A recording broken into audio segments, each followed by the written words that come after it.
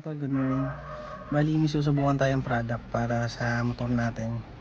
Kasi nangangalawang na yung elbow nung pipe natin. Gawa ng hindi pa natin napapa-PMS to. So, gagamit tayo ng rust remover ng EasyWorks. Check natin kung effective o hindi. Ito yung tambucho natin mga tol. Or yung elbow. Ayan siya mga tol. Try natin tanggalin using EasyWorks rust remover. Sa Shopee lang din natin ito binili mga tol. Kila Doc Chris. Ayun. Okay, balikan ko kayo mga tol ha. Mga tol, apply na natin. Dito muna.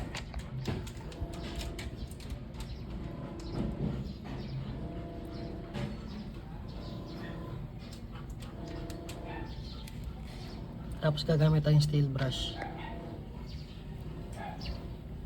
Babad muna down natin. Tapos brushin na natin. Ito gamit ko.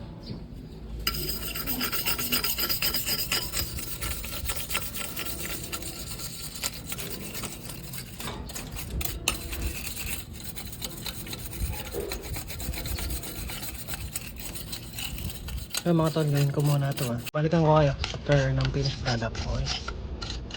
Matagalang linis to eh.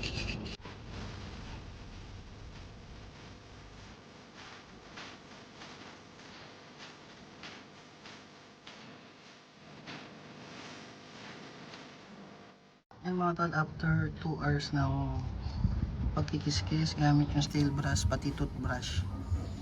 Bali nakagamit tayong dalawang bote na 150 ml. So sulit naman. Ito ano na yun eh, sunog na yun eh. Pero nawala yung rust sa buong elbow.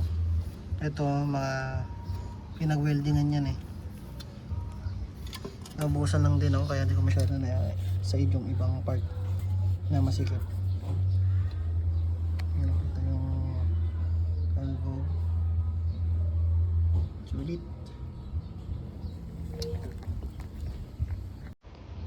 Thank you Doc Chris. Sulit.